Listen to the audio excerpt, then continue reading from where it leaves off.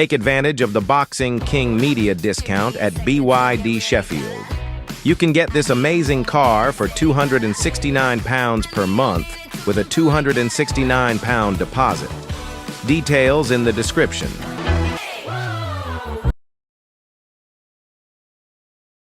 Boxing fans, Barry McGuigan, Carolyn Dubois, victorious. Towards the end she was blowing, but that was a great performance. Yeah, she was pretty tired. She hit the girl with everything. The South Korean was phenomenally tough, but she hurt her a few times with that right hook, and she was picking the body shots. So who in under God would have scored that fight a draw? The South Korean judge was a disgrace.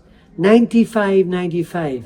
He's a fucking balloon. That's what he is, and he should never be allowed to judge fights again. He walked straight past us and over to the Korean corner to congratulate the girl. I mean, come on. And it's these things happen all the time, but we got to stamp out that sort of crap. We've got to make sure that whoever is judging the fight, the judges fairly. You're going to bring in a Korean judge and can score a fight like that. She lost 8 rounds, and she maybe won the last and could have shared the 8th, but it's just unacceptable. It's unacceptable. There was periods in that, I think, middle of the fight, Caroline looked like she was blowing quite heavily. Was there any reason? No, she was never blowing. She only got tired in the last 2 rounds. She'd been blasting everybody out, so that girl could take a great shot. And for us, that was always going to be the danger, a girl that can take the shots early on and come back in the late rounds. But I thought she boxed beautifully. I thought she completely outboxed her 8-2 rounds. And as I say, I only gave her the last one, really. And she showed how tough she was, and she got hit with a couple of good shots, and that girl has a high knockout record. So, yeah, very impressed with them. She's just getting better and better. She's only a child. She's only 24 years old. Will she be ringside for Terry Harper's fight in Doncaster? Because that's the I'm not sure. They're on 2 different broadcasters, aren't they? So, not sure that was going to happen. But, yeah, she'd love to fight Terry Harper, but I just think Terry's not... I'm not sure Terry really wants to fight her, but let's hope I'm wrong. Barry, I do want to. So she said in the press conference that she's not here to take part; she's here to take over Conor McGregor's lines. Yeah.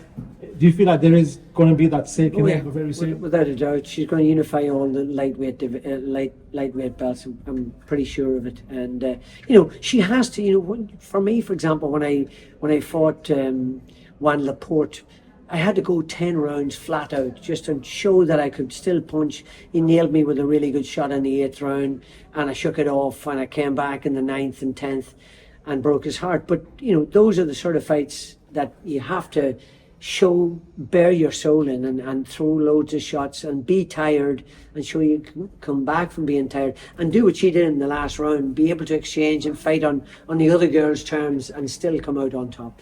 She to my mind, she lost the last round. It's not that, it's the way she boxed throughout the fight was very, very sensible for me. Just before I let you go, I do want to ask you about your thoughts on, we've just had the press tour for EUBANK BENN. Okay. Obviously, you're from that era where you got to see the 2 dads fight. Yeah. What do you make of the 2 sons fighting? I think it's a great fight. I would pick Ben at the minute simply because EUBANK was cracked by Liam Smith, and he was never cracked before, and it's a summary for me. He had a great chin up to then, and then he was knocked out, and it's never quite the same again. I think Ben is a more explosive fighter than Liam Smith. He's faster.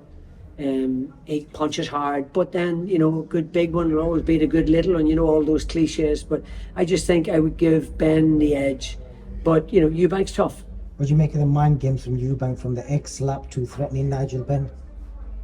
I don't add any credence to that whatsoever. It's just bullshit. It's just PR, and it's something that will sort of do something different than nobody else has done, like hit somebody with an egg. It was downright dangerous. Come on, I'm sure the board will pull him over the coals for that you don't do things like that.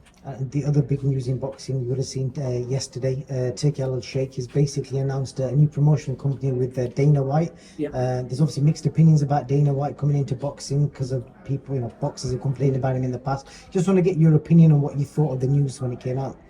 I see, that wouldn't interest me at all, because I'm not interested in UFC. If he gets into boxing, well and good, but if he gets into UFC, he wants to take over everything, doesn't he? He's got the money to. So yeah, that's fine as long as he doesn't interfere. As long as it doesn't, he doesn't take his eye off the ball with boxing, because boxing is at the moment is thriving. He's giving these guys fantastic purses, and it's great for the kids. The concept they've got is everyone's going to fight for the Ring Magazine belt, the best 5 in the division. They're going to keep fighting each other. Yeah. Do you like that concept? I'm not sure that's going to work, because there'll be certain guys that will have been exhausted from certain fights and won't want to have another one like that. So he may have to move the goalposts a little bit in that respect.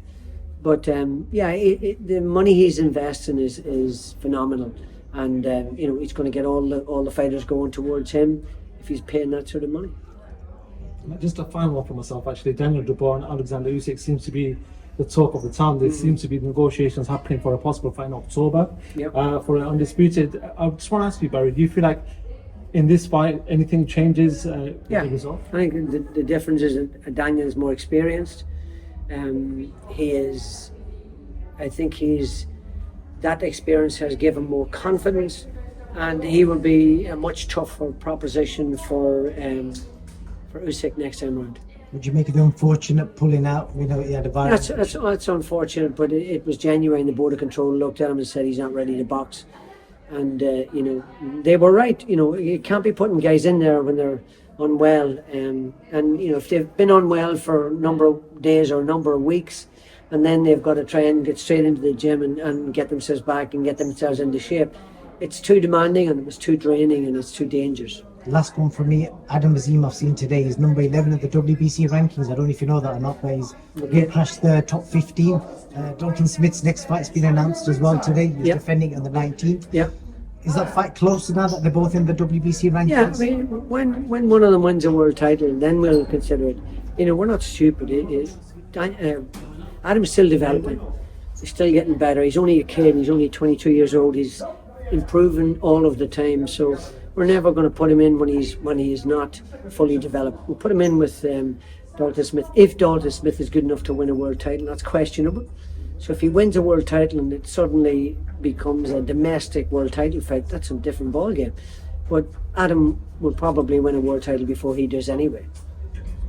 Interesting stuff. Gonna go. Thank you very much. Appreciate it.